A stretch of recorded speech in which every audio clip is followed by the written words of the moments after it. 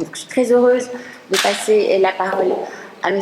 Odon Vallée, donc, qui a aussi un parcours remarquable, qui est d'une culture infinie, qui est historien des religions et qui va nous donner une perspective historique. Merci beaucoup à vous toutes et à vous tous de votre présence. Merci aussi de m'avoir invité, surtout à Montpellier. J'ai étudié les sciences des religions à la faculté protestante de théologie de Montpellier. Le public médico-judiciaire me convient puisque je suis docteur en droit. Je ne suis pas médecin, mais j'ai enseigné pendant 9 ans les sciences humaines à Bichat et à Lariboisière.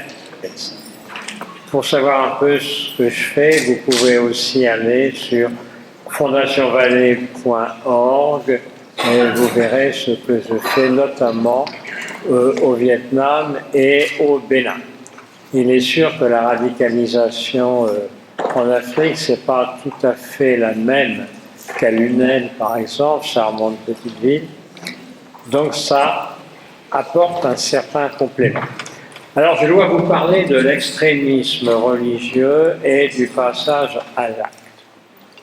Je dirais d'abord qu'il faut faire une petite étude en première partie sur paix, guerre et religion. Aucune religion n'a le monopole de la guerre, aucune religion n'a le secret de la paix. 2 religions ont des origines historiques belliqueuses. La première, c'est le judaïsme, avec 5 conflits majeurs: l'Exode, les Philistins, Babylone, les Maccabées et la guerre des Juifs. L'islam, avec 3 guerres, 3 batailles: Badr, Uhud et les fossés. Il est donc normal que ce conflit israélo-musulman ou judéo-arabe soit encore au cœur de l'actualité. Il a des fondements historiques importants. En ce qui concerne le christianisme, Jésus dit « Si on vous frappe sous la joue droite, tendez la joue gauche », mais il n'empêche qu'il a eu aussi ces violences, les croisades, et encore aujourd'hui, si les Français sont spécialement attaqués par les djihadistes en Afrique, c'est qu'ils sont aussi un petit peu considérés comme les croisés aujourd'hui, même si la pratique religieuse est devenue très faible en France. Mais il n'y a pas forcément que du mal dans l'usage des armes. Regardez l'indépendance du Mexique en 1820. Contre les Espagnols et leurs évêques, il y a des Mexicains prêtres, le père Hidalgo, le père Morenos, qui se sont battus fusil à la main et qui ont leur statue dans chaque village du Mexique. Plus récemment, et c'est peut-être plus discutable, il y a des jésuites mitraillettes, par exemple, au Nicaragua, et ça prouve bien que des hommes peuvent être prêtres et violents. D'autres prêtres et pacifiques, voire pacifistes. En ce qui concerne l'Inde, dite patrie de la non-violence ou non-nuisance à Ahimsa, c'est le pays probablement le plus violent en matière de guerre religieuse. Et à l'heure actuelle, avec le gouvernement de M. Modi, les musulmans et les chrétiens ont beaucoup de difficultés. Quand M. Modi était gouverneur d'un État du sud-ouest de l'Inde, il a fait tuer ou laissé tuer 2 à 3 000 musulmans. Le bouddhisme, on dit que c'est pacifique. En Birmanie, les moines bouddhistes sont à fond contre les Rohingyas et contre les musulmans. Au Sri Lanka, ils ont été anti-musulmans, anti-communistes, anti-hindouistes. Et d'une certaine manière, c'est pareil en Thaïlande avec le sud de la Thaïlande où il y a des musulmans persécutés par des bouddhistes. On peut dire que toute religion a son versant pacifique et son versant belliqueux. Ça, c'est la première chose que je voulais bien dire. Et naturellement, l'athéisme aussi a ses violences. Je ne crois pas que le léninisme et le stalinisme aient été des modèles de gouvernement pacifique. Alors, ce qu'il faut dire aussi, c'est qu'à l'intérieur de chaque religion, il y a des différences énormes. Donc on ne peut pas dire telle religion est violente, telle religion est non violente, mais il faut s'interroger pourquoi au sein d'une religion il y a de telles différences. Si vous prenez les protestants, il y a toujours eu des pacifiques. Prenez pendant le Troisième Reich, il y avait une église résistante avec le pasteur Bonhoeffer qui est mort fusillé sur ordre d'Hitler, mais il y avait également des protestants tout à fait belliqueux et pro-nazis. Aujourd'hui, vous avez dans le protestantisme un large mouvement qui est tout à fait pacifique, droits de l'homme, etc. Mais chez certains évangéliques, je ne dis pas tous, mais chez certains, il y a une tendance belliqueuse qui notamment pense que l'apocalypse est à venir et qu'il faut se battre contre les musulmans en Israël. Ils rejoignent tout à fait la coalition Trump et Netanyahu. Les catholiques, c'est pareil. Pendant la Deuxième Guerre mondiale, le cardinal Baudrillard, directeur de l'Institut catholique de Paris, bénissait les Français qui partaient chez les SS sur le front de l'Est. Et ces SS avaient leur aumônier catholique, Monseigneur Mayol de Lupé, mais dans le même temps, il y avait des catholiques anti-nazis, comme Monseigneur Othéas, à l'époque évêque de Montauban, ou Monseigneur Saliège, archevêque de Toulouse. Dans les pays germaniques, le cardinal Ilitzer, archevêque de Vienne, était pro-nazi, quasi fanatique, ce qui n'empêche qu'il y a des prêtres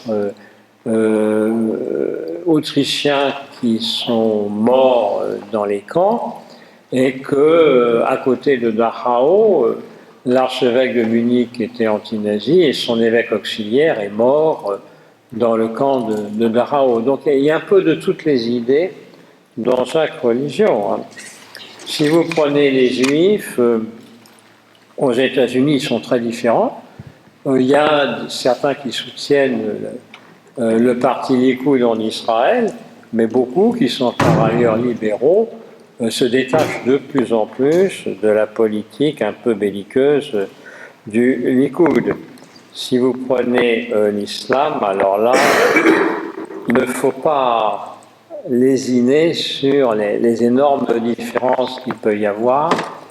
Quand on pense encore, on pourra en reparler, à ce qui se passe au Burkina, au Mali, au Niger, et hélas dans le nord du Bénin, et quand vous comparez ça à ce que fait le roi Mohamed VI dans sa faculté de théologie de Rabat, où il instruit 400 imams africains à un islam tout à fait pacifique, de rite malikite, alors que beaucoup d'autres sont tout à fait salafistes.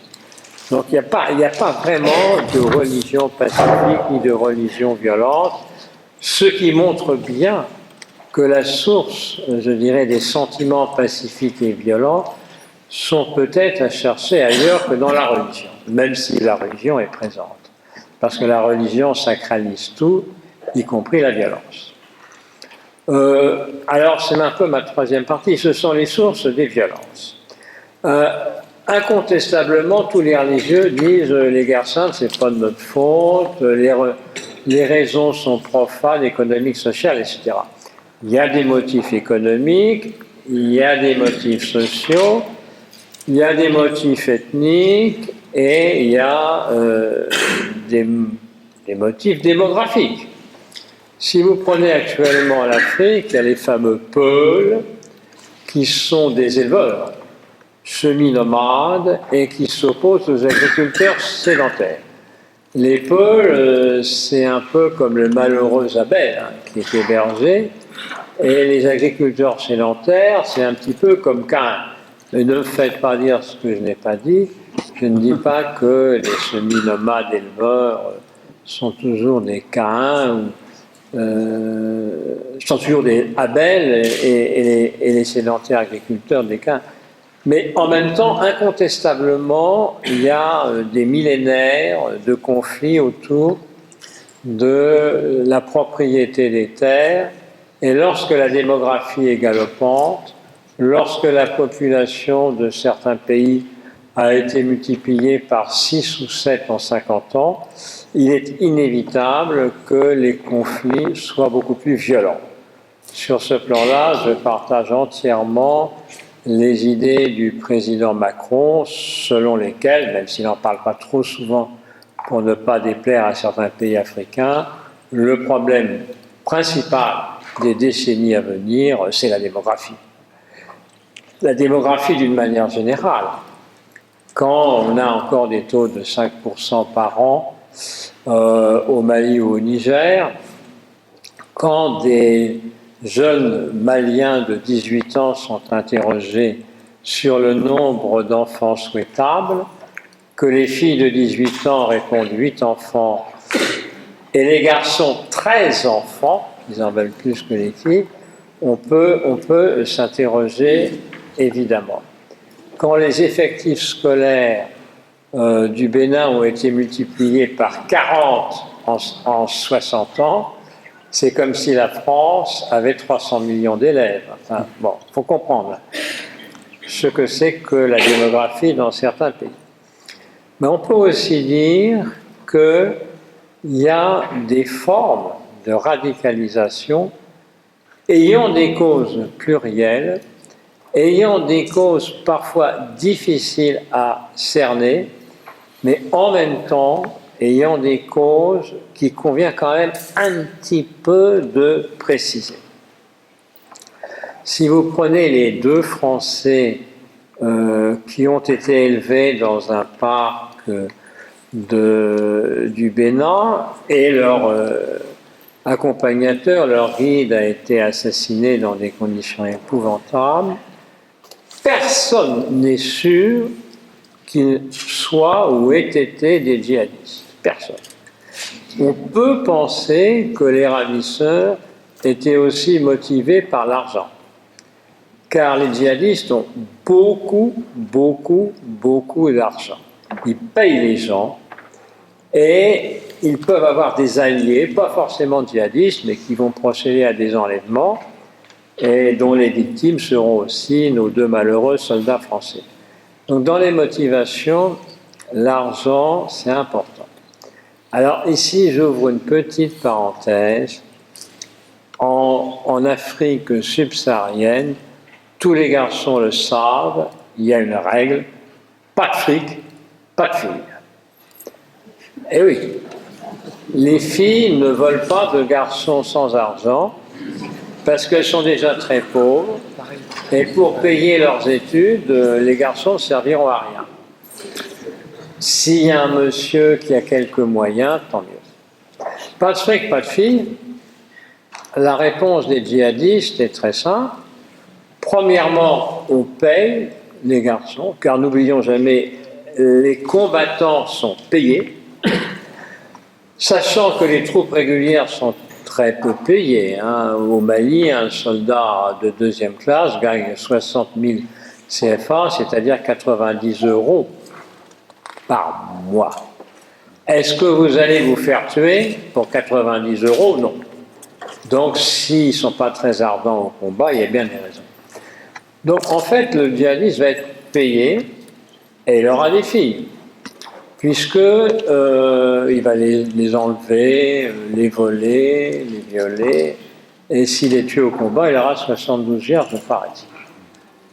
Alors, c'est très important, parce que tous les organismes genre ONG, y compris l'UNICEF, commettent la même erreur. Il faut aider les filles, les filles, les filles. J'ai évidemment rien contre le fait d'aider les filles. Mais si vous voulez faire une campagne de dons, il faut dire on va aider les filles, on prend en photo une fille qui fait de la culture, ou alors on met même une belle photo, elle va devenir médecin, etc. Et rien pour les garçons. Ce qui fait que dans certaines régions, il y a des internats pour les filles, il n'y a pas d'internat pour les garçons. Et comme l'Afrique ignorait la roue, ne l'oublions pas, il n'y a presque pas de vélo, donc il faut qu'ils fassent 20 ou 30 km par jour pour aller étudier, c'est pas possible. Donc en réalité, les filles sont avantagées, les garçons sont désavantagés. Et qu'est-ce qu'il y a en face? Il y a des gens qui s'adressent en priorité aux garçons, qui estiment que les garçons sont supérieurs aux filles, qui s'appuient sur la charia et qui finalement font des recrues. Une des causes à l'heure actuelle de la multiplication des djihadistes dans certaines régions, notamment du nord du Nigeria, où d'ailleurs un internat de filles avait été visité par Boko Haram qui avait enlevé 200 filles, ce qui est horrible. Internat de filles, il n'y avait pas d'internat de garçons. Alors, vous allez me dire, c'est pas parce qu'elles sont filles, ils sont garçons, que les djihadistes ne vont pas attaquer les internats de garçons. Pendant la campagne du Fils en Algérie en 90, il y avait un internat de garçons qui avait été visité et les garçons tués à la mitraillette. Mais incontestablement, le fait de ne pas se soucier des garçons est d'une certaine manière une façon de s'en désintéresser, et Daesh, Boko Haram s'intéresse beaucoup aux garçons parce que c'est eux qui tuent. Alors l'essentiel, c'est bien sûr de tuer pour faire peur. Alors moi qui suis tout le temps dans les prisons, vous le savez, je suis très souvent incarcéré au Bénin, puisque j'ai la seule association Bénin Excellence autorisée à travailler régulièrement dans la prison, les prisons du Bénin. On touche 80% des détenus du pays. Tous les meilleurs internes ou jeunes médecins du pays travaillent pour nous dans les prisons. Ils font un travail extraordinaire, difficile à un point incroyable. Ils sauvent des vies humaines. Mais si je vous montrais les photos de ce qu'ils font, je crois que certains d'entre vous, au moment de déjeuner, seraient pris d'un certain malaise. Hein. C'est l'horreur, c'est horrible. Des trucs vraiment épouvantables, des pathologies qu'on ne trouve qu'en prison. En rigolant, on appelle ça un pamplemousse ombilical, un troisième testicule, etc. Mais ce sont des hernies épouvantables, énormes, qui menacent de dégénérer en péritonite, en septicémie, etc. On a des anémies septicémiques affreuses, on a des choses horribles, et des épidémies de gaz, si vous voyez ça, alors là, ça sera dur, croyez-moi. Mais j'ai même dû secouer un peu un de mes internes, avait un peu de mal à voir certaines choses. C'est pour ça qu'on m'appelle l'adjudant étrangleur, mais rassurez-vous, il est en vie, il n'y a pas de problème. Mais on est aux limites de ce qui est soutenable dans ces prisons. Or, 95% des détenus sont des garçons. Au quartier des mineurs ou des hommes, 5% seulement sont des femmes. Bon, les femmes, on en pense ce qu'on veut, mais si elles sont à court d'argent, elles trouvent des messieurs généreux, c'est évidemment très, très, très, très mal. Je ne vais jamais soutenir la prostitution d'aucune façon. Mais les garçons, ils ont une seule possibilité, c'est de voler. Comme là-bas, on vous met en prison parce que vous avez volé un portable à 20 €, vous voyez. Donc, chaque fois qu'on pense à cela, à la radicalisation, il faut toujours penser aux garçons. Alors, ma quatrième partie, c'est le passage à l'acte, évidemment. Qu'est-ce qui fait qu'on passe à l'acte? Vous le savez, la lutte contre la radicalisation en France est extraordinairement difficile. Et je me garderai bien de critiquer qui que ce soit. Parce que, bien sûr, il y a beaucoup d'échecs. Mais je pense qu'il vaut mieux prévenir que punir, et il vaut mieux prévenir que guérir. Eh ben, c'est un peu comme les prêtres pédophiles au Canada. Au début, les Canadiens ont cru qu'ils allaient facilement, entre guillemets, les guérir. Ils se sont aperçus que c'était beaucoup plus difficile que ce qu'ils avaient imaginé. Là, c'est pareil. Les radicaliser, vous ne pouvez pas grand-chose contre la folie religieuse. Alors, Je vois qu'il y a quelques gendarmes ici. Mes meilleurs amis au Bénin sont bien entendu ce qu'on appelle les corps habillés, c'est-à-dire les gendarmes devenus policiers républicains, parce qu'on a fusionné les deux corps, et qui sont les directeurs de prison. On en parle, mais des heures et des heures durant. Alors, elle est radicalisée, on y reviendra. Mais ce que je puis vous dire, c'est que la folie religieuse n'a pas de limite. Il y a une dame qu'on appelle dame parfaite, qui se dit réincarnation de Jésus-Christ, et dont le mari est le pape Christophe XVIII. Et c'est un ancien prêtre qui a quitté le ministère. Elle est fort dangereuse, parce que ces militants, ces fidèles, se battent contre, je ne sais pas, des vaudounes, ça fait des morts. Et comme elle a été la première à rejoindre l'actuel président parmi ses supporters, elle est intouchable. Ce qui fait qu'elle a fait empoisonner, enfin asphyxier par CO une dizaine de gars, dont mes internes en médecine en ont soigné la moitié, mais il y en a 5 qui sont morts. Et le pire, je vous dis que les gendarmes et les policiers sont mes meilleurs amis, mais le commandant de gendarmerie et le commissaire principal de police ont été virés parce qu'ils avaient osé s'attaquer à des partisans de cette folle, qui est une championne du business, qui gagne un fric énorme avec tout ça.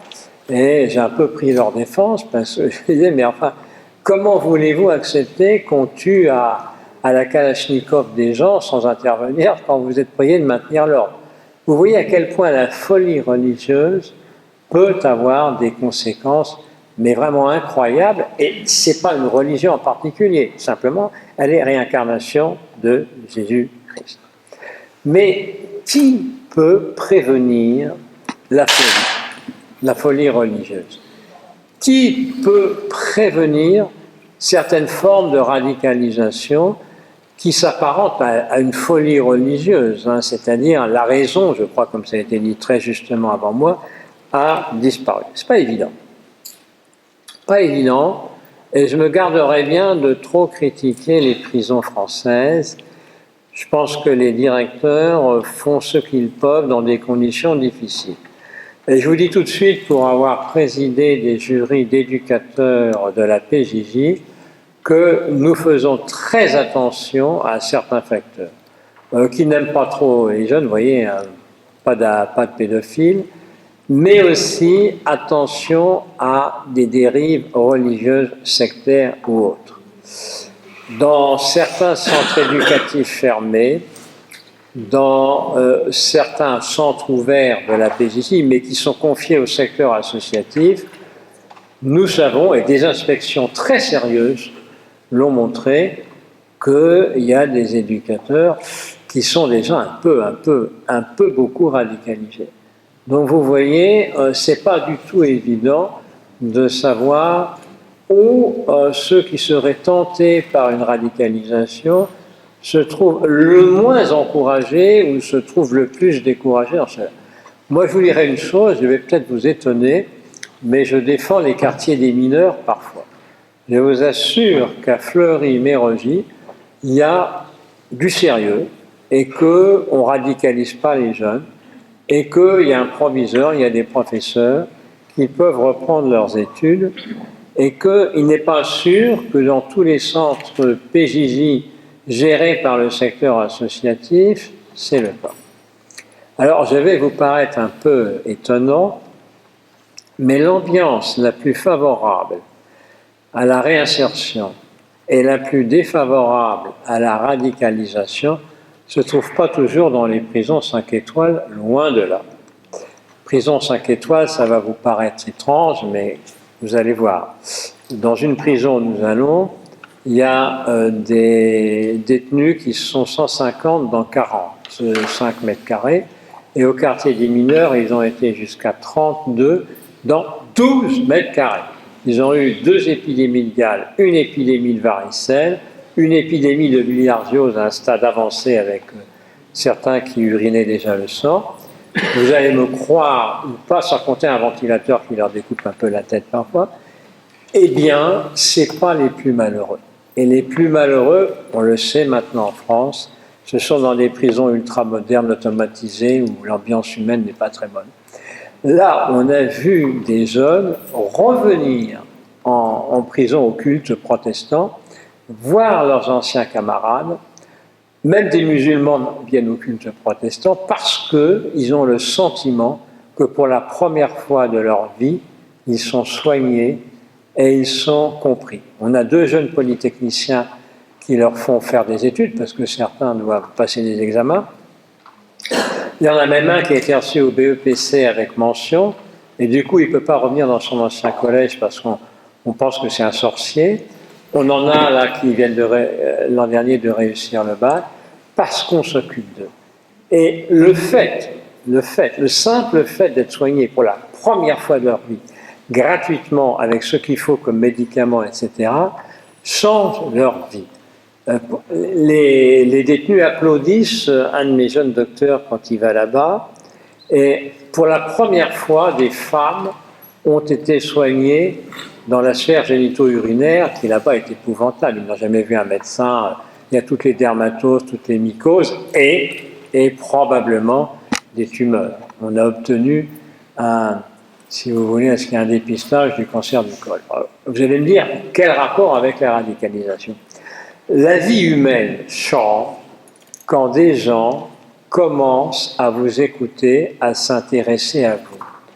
Quand vous avez 2 mineurs de 17 ans qui font pipi au lit, qu'on a mis dans une petite cellule spéciale, et que j'ai un jeune interne qui ne va pas du tout leur dire « il faut plus faire pipi », il y avait des médecins qui les avaient gavés d'antidépresseurs qui ne servaient à rien.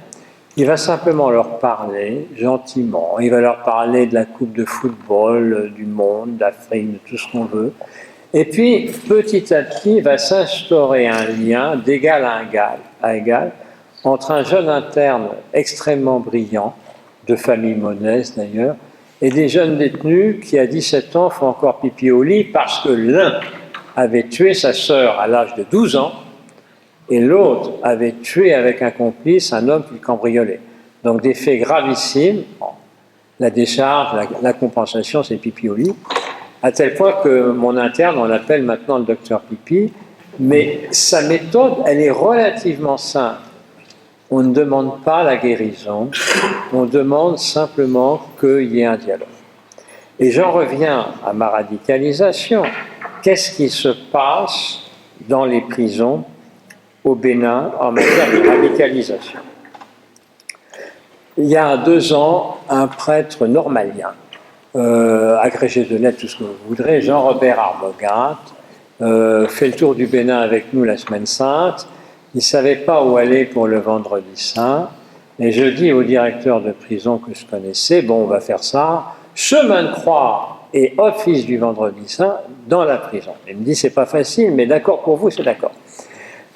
On fait le chemin de croix dans une cour de 600 mètres carrés où il y avait 800 détenus. Et un ami qui parle la langue locale me dit « Attention, monsieur Vallée, ils ne sont pas contents. » Ils disent « Qu'est-ce que font ces Français ?» Mais ils devraient nous donner du fric au lieu de nous baratiner des trucs sur la religion. La chapelle est un espèce de hangar où il y avait des musulmans salafistes, bien barmus, qui faisaient la prière du vendredi, et d'autre part des gars qui faisaient leur musculation. Et Jean-Robert Arbogat, qui venait de célébrer la messe, de concélébrer avec le pape François, arrive là, il s'élève, et en fait, il s'adresse à tout le monde, aux musulmans, aux catholiques, aux protestants, et à la fin, les salafistes l'applaudissent. C'est pas fini. Je dis au directeur, on va dans la cellule la pire. 150 détenus dans 45 mètres carrés avec un trou pour faire les besoins, les longues peines qui sont enfermées de 18h à 8h. Et le prêtre récite un « Je vous salue Marie » avec eux. Et il y a des détenus qui pleurent. Et je me demandais pourquoi, et le directeur de prison me répond « Mais c'est pas compliqué, monsieur Vallée. Il y a des aumôniers théoriques, ici on les voit jamais, personne ne s'adresse aux gens comme ça. » C'est ça qui a changé la vie de ces gens, et je vous rappelle que certains musulmans étaient salafistes.